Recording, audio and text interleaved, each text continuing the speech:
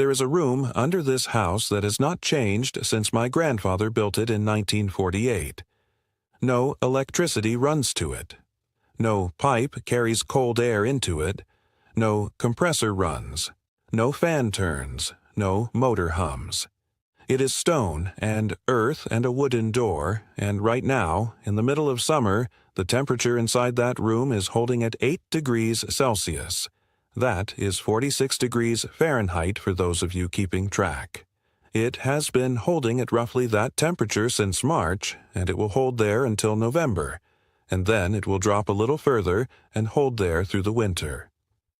Inside that room right now there are potatoes from last autumn, carrots packed in damp sand, 3 kinds of cabbage, apples wrapped in newspaper from October, dried beans in cloth sacks, onions hanging in braided ropes from a wooden peg, and 2 crocks of sauerkraut my wife Hilda put up in September. Enough preserved food to feed our family for 4 months without stepping foot in a grocery store. My name is Martin Hofer. I grew up in a farmhouse in the Bavarian countryside, east of Munich, in a village where the winters were serious and the grocery store was 30 minutes away by road, farther in bad weather. My grandmother ran her kitchen out of that root cellar from September to May every year. My mother did the same. I do the same. And I want to tell you something before we go further. The average German household today spends between 400 and 600 euros a month on food. In America, a family of 4 spends close to $1,200 a month on groceries. A significant portion of that money goes to buying, at full retail price, the exact same vegetables that a properly built root cellar could hold for months at almost no cost. You buy carrots in February that cost nothing to grow in June. You buy cabbage in January that keeps perfectly on its own in the right conditions. You pay for refrigeration, for packaging, for transport, for every hand that touched the food between the field and your cart. The root cellar cuts most of that out, not all of it, but enough that the families who still use one, across rural Germany, Austria, Switzerland, the farming regions of North America, those families eat better food for far less money than their neighbors. Stay with me. I'm going to show you exactly how it works, what the conditions have to be, how my grandfather built his, and what a person living in a modern house can do this weekend to start getting the same results without building anything at all. Let me start with what a root cellar actually is, because most people have never seen one used properly. A root cellar is not simply a cold room. It is a room that maintains 4 specific conditions: cold, dark, humid in a particular way, and with enough air movement to prevent the wrong kind of mold while keeping the right moisture in the air. Get all 4 right and vegetables, fruits, and preserved foods will keep for months. Get one wrong and you will have a pile of rot by December. The first condition is temperature, between 0 and 10 degrees Celsius, which is 32 to 50 degrees Fahrenheit. Most root vegetables want to be between 0 and 4. Apples and pears want that range as well. Potatoes do better between 4 and 10. Onions and garlic want it slightly drier and in that same low range. Darkness is the second condition. Light triggers sprouting in potatoes and onions. It causes greening in potatoes, which produces a compound called solanine that you do not want to eat in any quantity. A proper root cellar has no windows, or windows so small and covered so completely that no light reaches the stored food. When you close the door on my grandfather's cellar, the darkness is total. Humidity is the third condition, and this is the one most people get wrong. Root vegetables like carrots, beets, and parsnips need high humidity, around 90 to 95%, to keep from shriveling. But that same humidity will rot apples sitting without airflow. Onions and garlic need the opposite, around 60 to 70% humidity and good circulation, or they mold. My grandmother never stored onions and carrots on the same shelf. She knew where the air moved in her cellar and she put each vegetable in its proper place. Air circulation is the fourth condition. A sealed room builds up gases. Apples and pears give off ethylene as they age. and in an unventilated space that gas causes other produce to ripen and rot faster. My grandfather built 2 vents into his cellar, one low on the north wall and one higher on the south. Cold air came in from the bottom. Stale air rose and left through the top. In summer, the vents stayed nearly closed. In autumn, when the outside air turned cold, he opened them to cool the cellar quickly, then closed them again once the temperature settled where he wanted it. Temperature, darkness, humidity, airflow. Every decision in building a root cellar serves those 4 conditions. Now, let me tell you how my grandfather built his, because it is simpler than most people expect. He dug into the north slope of the hill behind the house. That is the single most important decision in building a root cellar. The north side of a hill, in the northern hemisphere, receives almost no direct sunlight. The earth there stays cooler through the summer than on any other side. He went in at an angle following the hillside, so the back wall was deep in the earth and the front wall, where the door was the shallowest part. The walls were stone, laid without mortar, which lets the cellar breathe. Completely sealed walls trap moisture in the wrong way. The floor was packed earth, not concrete. Bare earth allows the humidity of the ground to maintain the air moisture at roughly the level root vegetables need.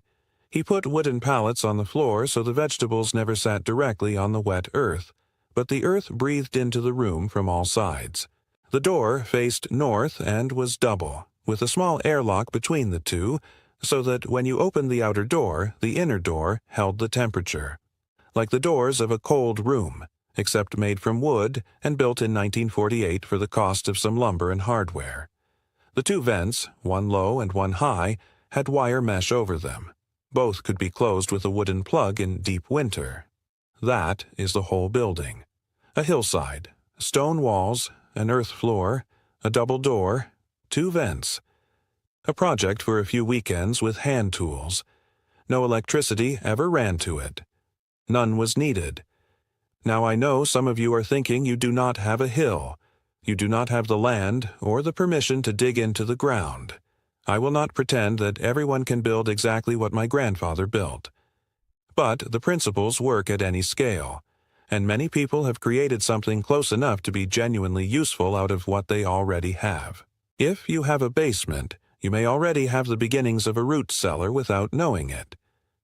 The northeast corner of a basement, the corner that gets the least heat from the house above and the least sun from outside, is almost always the coldest corner in the building.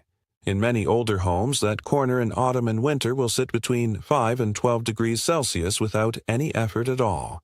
That is within the range where root vegetables keep. What you do with that corner is this. You frame it off with a simple stud wall. The foundation wall already exists on 2 sides. You leave it uninsulated because you want the cold of the earth to come through. You insulate the new interior wall you just built to keep the warmth of the house from coming in. You put a door in that new wall, tight-fitting, weather-stripped, a small vent through the foundation wall near the floor, and another vent higher up completed, both covered with wire mesh. That is your root cellar. No hillside, no stone, but the same physics and close to the same results for a few €100 in lumber and hardware. A neighbor here, a man named Joseph, did exactly this 8 years ago. He framed off his northeast basement corner in a single weekend with his son. He spent less than €200 on materials. He now stores enough root vegetables from August through April to reduce his grocery spending by €150 to €200 a month through the winter months.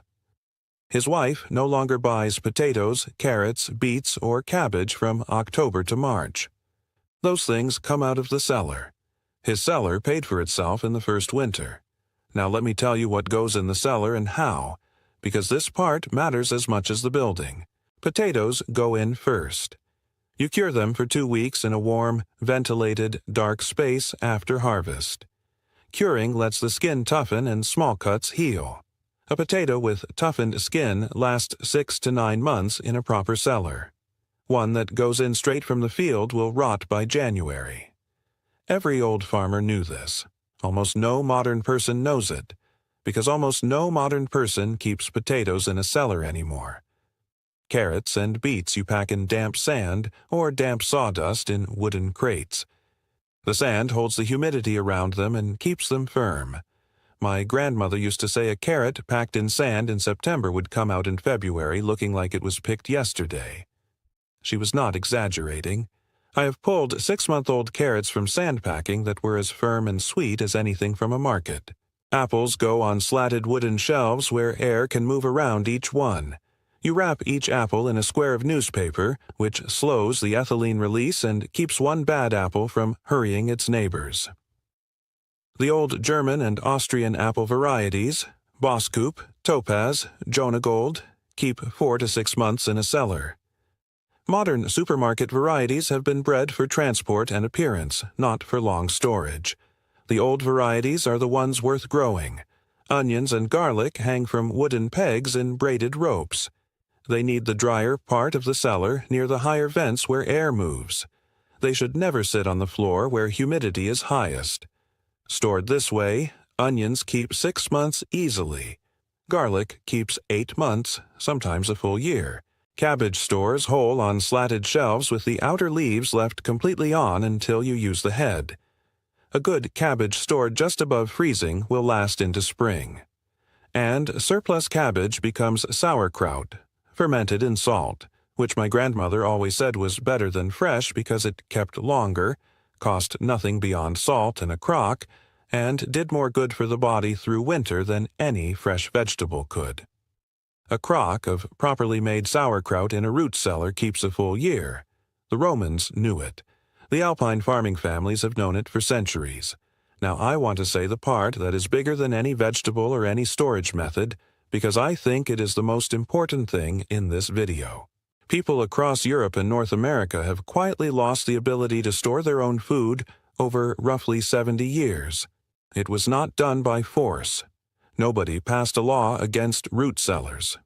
What happened is that the grocery store arrived, the refrigerator arrived, and house by house, generation by generation, the root cellar fell out of use.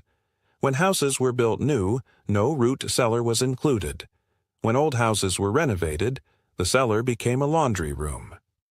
The knowledge of what temperatures and conditions different vegetables needed began to fade, because nobody needed it anymore. And the grocery industry moved into that gap and has been filling it ever since. There is enormous profit in selling you in January what you could have stored in September. There is no profit in teaching you to store your own food, so nobody runs an advertisement for that. The knowledge gets quieter every decade. My grandmother could have fed her family for 4 months out of that cellar. My mother could do the same. I can do the same. Not because we are clever, but because the knowledge was passed down, the room was built, and the habits were kept. That is all it takes. Here is what I want you to do this week. Go to your basement or your coldest storage space and take its temperature. Do it this week, and again next week, and the week after. Find the coldest corner. Write down what temperature it holds as autumn comes on. That is your starting point, and everything follows from there. If you grow anything at all, grow something that stores. Potatoes, onions, garlic. One small step. And this autumn, go to a farmer's market in September when harvest prices are lowest and buy more than you need for the week. Pack half your carrots in damp sand in a cool, dark place and see what you have in 6 weeks. Let the experiment teach you. The knowledge comes back faster than you expect once you start practicing it.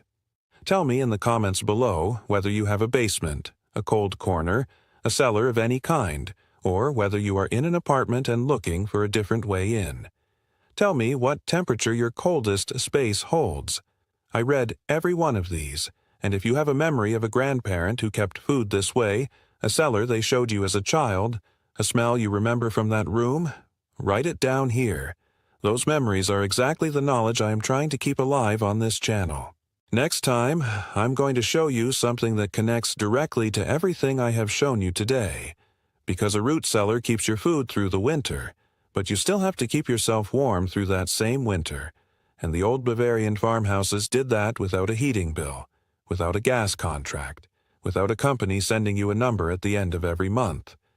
The way those houses were built, the walls, the layout, the materials, the position on the land, kept families warm through winters that were far harder than anything most people face today, and it cost them almost nothing after the house was standing. That is the next piece of the picture, and it is the natural step after today.